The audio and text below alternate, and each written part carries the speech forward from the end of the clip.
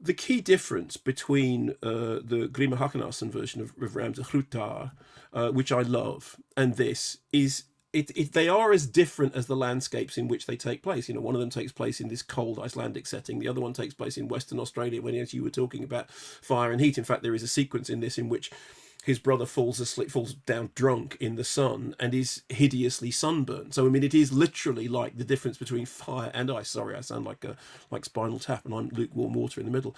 And that tonal change is kind of the key. No matter how much of the narrative points it hits, and yeah, there are narrative divergences, obviously, the two films are completely different in tone.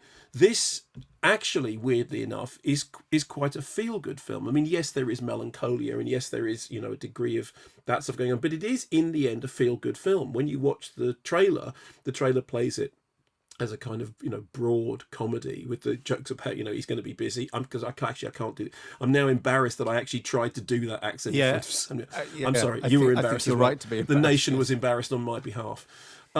For me, I love the chilly Icelandic quality of the Grima Hakanason version, and I love the fact that it's got this kind of ice in its heart.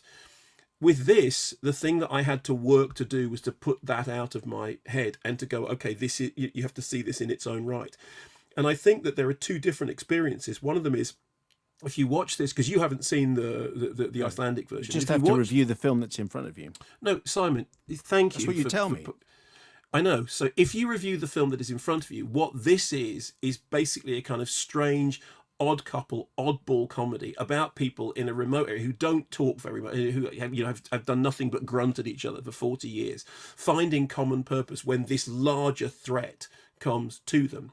If you have seen the original, what you are struck by, what I am struck by, is the fact that there is a cold version and a warm version, that there is a chilly version and a sunnier version, that there is a kind of bleak and absolutely dry version, and there is, I mean, in this version there is some slapstick comedy, there is some broad humor, there is, you know, that kind of it has a much more Australian sense of humor about it, and it's a strange experience for me because I'm very attached to the original, and there, I know this is a reimagining, but as I said, it is like one's cold, one's warm, one's chilly, one's sunny, one's bleak, one's, you know, ultimately more optimistic.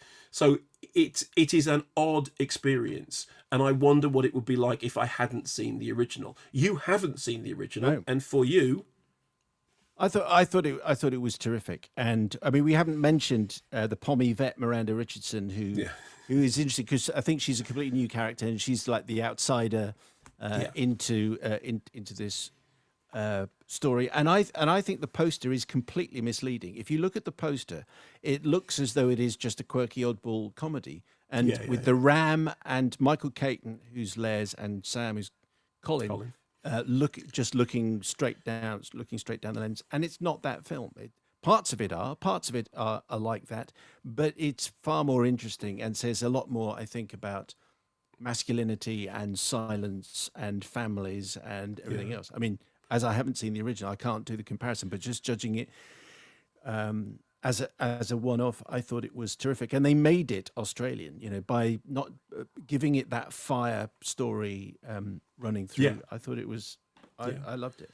yeah, no. Well, the one thing I'd like to say is, if you see this and you like it, do check out the Grima Hakanason version. It is well worth checking out, and you can enjoy both of them.